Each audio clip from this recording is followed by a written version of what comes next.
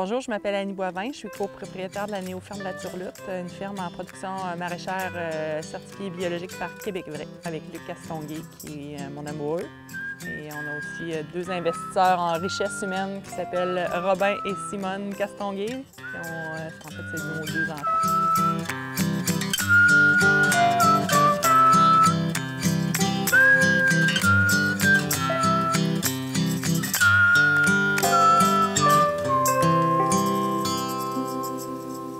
On a commencé à faire de la production vers 2005-2006. On était deux personnes qui étions habituées de travailler dehors parce qu'on était des reboiseurs. On plantait des arbres durant l'été. Puis en fait, moi, je travaillais à ce moment-là aussi dans un bureau.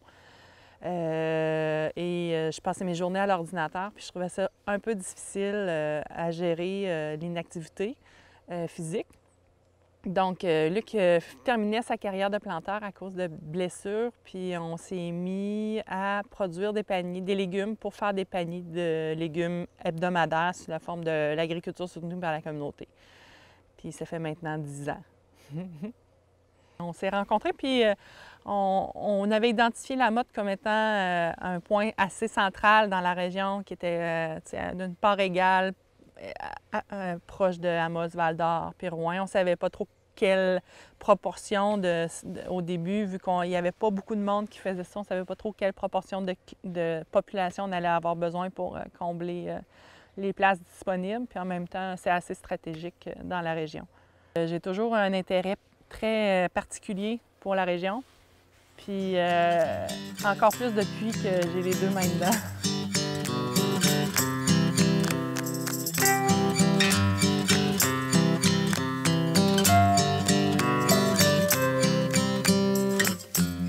Néo, c'est un préfixe, dans le fond, qui veut juste dire « nouveau ». Fait que dans un contexte où l'agriculture en Abitibi-Témiscamingue est relativement traditionnelle dans des secteurs bien définis, là, il y a beaucoup de bœuf, il y a beaucoup de lait, il y a beaucoup de grandes céréales. Mais arrivé avec du maraîcher, on était en pure diversification économique, là. De la Turlutte, ça faisait aussi un écho à la Bolduc, évidemment, qui chantait dans le temps de la crise, puis aussi dans le temps des années 30. Dans le temps où les premiers colons sont arrivés sur cette terre-là pour la défricher. Fait qu'on reprenait une terre qui avait déjà été défrichée, qui avait été mise à l'abandon, si on veut, pour sa productivité agricole, puis on l'a redémarré au point où elle était. C'est un peu ça, c'était le lien entre le nouveau puis l'ancien.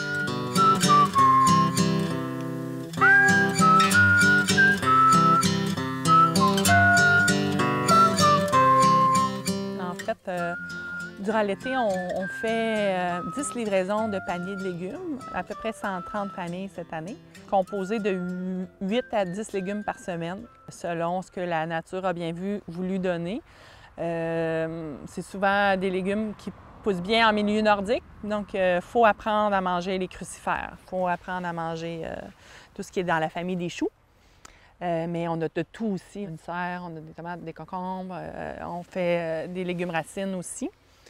Ensuite, on a une cuisine de transformation où on fait du pesto que beaucoup de gens connaissent depuis plusieurs années. Fait qu'on a 3 sortes de pesto qu'on fait le plus possible avec nos légumes. On a un pesto tomate séchée, un pesto traditionnel au basilic, puis un pesto qui est un peu plus asiatique à la coriandre.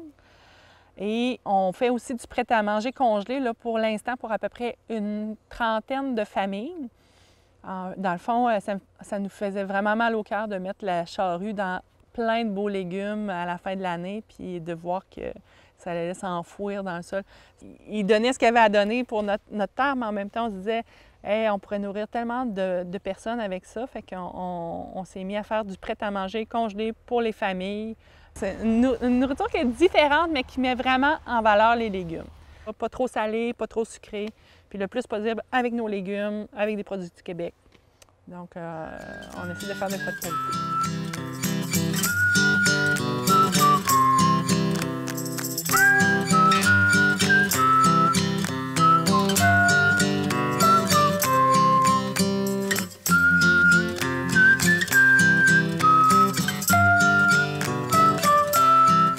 En fait, il y a beaucoup de certifications disponibles sur le marché pour certifier le fait que c'est local, le fait que c'est bio, le fait que c'est sans OGM ou peu importe. Puis c'est une façon de dire que nous, ce métier-là, on l'a choisi pour être heureux, puis on l'a choisi pour être de bonne humeur, puis on a inventé un seau qui s'appelle « Cultiver ou fabriquer en chantant à la motte », J-O-Y-1-T-O.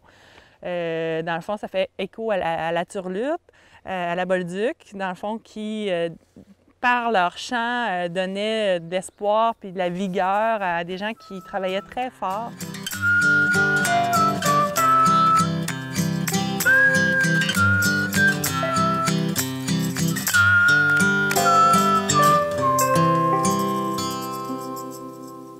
Il faut que tu sois patient au sens où c'est des cycles longs. Fait que si un de tes essais de production n'a pas marché une année, puis tu as vu pourquoi, bien, tu ne peux pas réparer ton erreur tout de suite. Il faut t'attendre un an avant d'avoir encore l'opportunité d'essayer quelque chose d'autre. Fait que à quelque part, il faut être humble. Ouais. En fait, moi, je dis tout le temps que pour démarrer une ferme du début, il faut vraiment avoir la tête et le cœur grand ouvert. On montre aux gens à utiliser des légumes qui sont différents, comme la bêta-carne, comme le kale, différentes sortes de choux. Des fois, il y a des gens, même dans les marchés publics, qui font la réflexion « Hey, je mange pas de courgettes. Je ne sais pas cuisiner la courgette. » Donc, on donne des trucs, on donne des recettes, on fait des liens avec... parce que c'est des légumes qui gagnent à être introduits, puis on peut les introduire de façon à ce qu'ils ne paraissent même pas dans l'assiette. L'été passé, j'ai eu un des plus beaux commentaires que j'ai pas eu depuis qu'on est en production par une cliente de panier qui, au début, en fait, ce qu'elle me disait, c'est « Au début, je ne comprenais pas pourquoi tu mettais autant de feuillage vert, puis des trucs différents, puis je ne comprenais pas.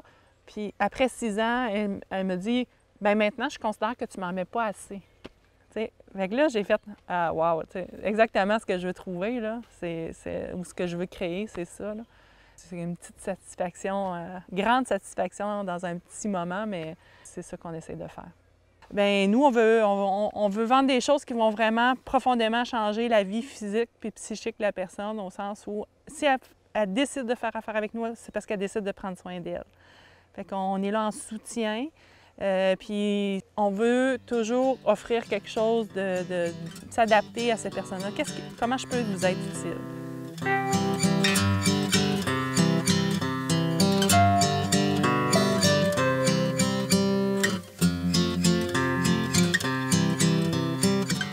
La vente en circuit court, dans le fond, c'est la volonté aussi de limiter tous les intermédiaires, le plus possible d'intermédiaires entre la ferme et le consommateur. C'est un peu aussi le concept d'une famille. Dans le fond, quand on se dit fermier de famille, cuisinier de famille, c'est une façon de créer une communauté de valeurs aussi autour des valeurs de développement qui sont en émergence de plus en plus, puis tant mieux. De proximité, de respect de l'environnement, de saines habitudes alimentaires. Fait que c'est plus facile, je trouve, d'atteindre des résultats